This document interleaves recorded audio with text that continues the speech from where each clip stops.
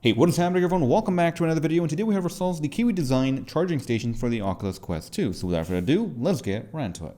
First things first, with the controllers, they are placed the right way now, unlike the intro. This is simply so you can go ahead and just grab them like so, and you're good to go. And you'll notice two spots right here where the controller triggers will sit. However, when it comes to the headset itself, they went for something a bit more pleasing to look at, as looking at the back of it isn't very flattering, as it throws everything in the back and gives you a nice clean slate to look at from the front side. So grab it, turn around, put it on, and then you go ahead, grab your controllers, and you're in the game. We'll talk about the charging capabilities of this thing, we'll take it apart, and of course, take a look at the LEDs right now. So this is definitely one of the coolest stands I have ever seen. It's nicely weighted, as it should be. So it's going to stay on there, it's not going to move, and it's got nice surface area for the rubber feet. The LEDs themselves are addressable, so you can see them changing colors on the same plane. And yes, you do have multiple different options to choose from by simply pressing the button right beside the power button, which is this one. So you can go ahead and turn off the whole charging station and turn it on right away, just like so. Now, first of all, if you want to turn off the LEDs, you can go ahead and hold down the button for a quick shut off. Next up, you can go ahead and cycle through all the different options. So right now we're in static, with all the different colors that are available. Then you have breathing with all the different colors once again, individually. Then you have kind of the prism rainbow effect. Then this one by one. And finally, back to probably breathe cycle with different colors. You got the basics, the rainbow RGB, and of course the statics, which are the most important ones. On the front, you'll find 3 LED indicators, one for the headset and one for each controller. And on the back is where you'll find the USB Type-C port, where you can go ahead and use the included charger and cable, which I have to say is plenty long, about 1.5 to 2 meters. Now, the actual stand itself does have actual proper distribution of power, so if you do plug in the controllers, it doesn't take away from the main power that is being sent to the headset. Likewise for the LEDs, which is pretty nice. So at this point, you're probably asking, does it actually give a good charge to your headset? Well, let me show you. So here I have my contraption, as well as the magnetic piece, which I'll get back to in just a bit. Let's go ahead and get this started by first dropping the amperage down to 1 amp to simulate an organic load. Now, so far so good, we are getting 5.1 volts at 1.1 amps, which is nice. At the current load, we are not dropping below 5 volts, which is very, very important to get a proper consistent charge. Now let's go ahead and up it up to 2 amps. And that's when the fan kicks in here on the load unit. So we can see that we're still getting 5.1 volts, which is very nice to see. Now let's go ahead and jump up to 3 amps, which is what is advertised on the actual unit.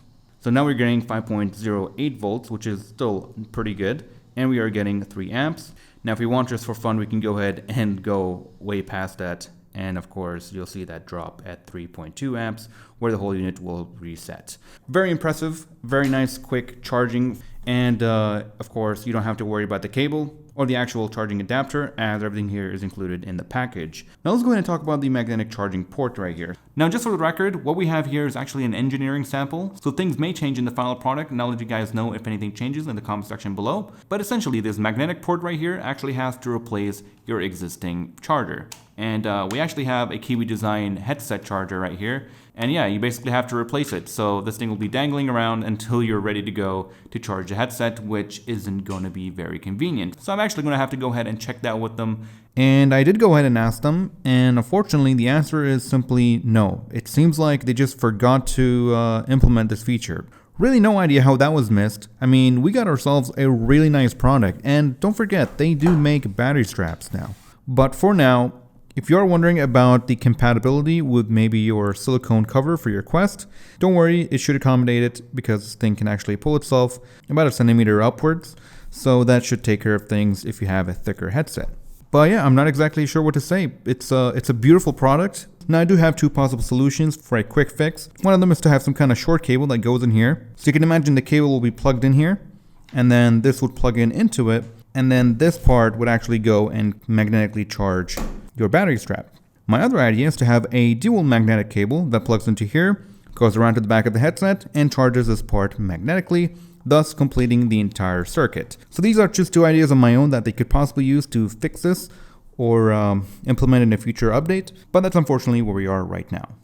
Now at this point, we can start talking about the actual controllers and the batteries that are included in the package. So as you can see here, we actually have a very nice clean mold that matches the original colors of the Quest and the same feeling of the original Quest controller.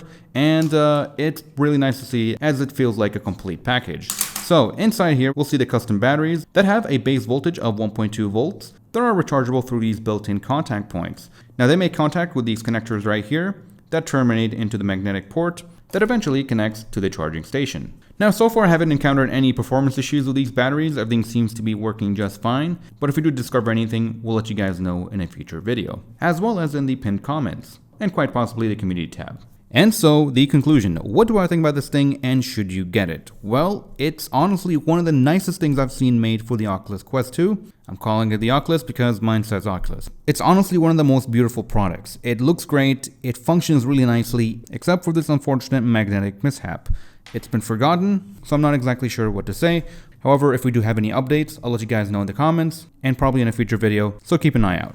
I did notify them, they did agree with me, so hopefully we'll see an update before release, maybe during release. Maybe they could do something where they can ship you a part that fixes this whole issue. And with all that being said, that is all for this video. So thank you all for watching, I'll see you guys in the next one. Take care, everyone.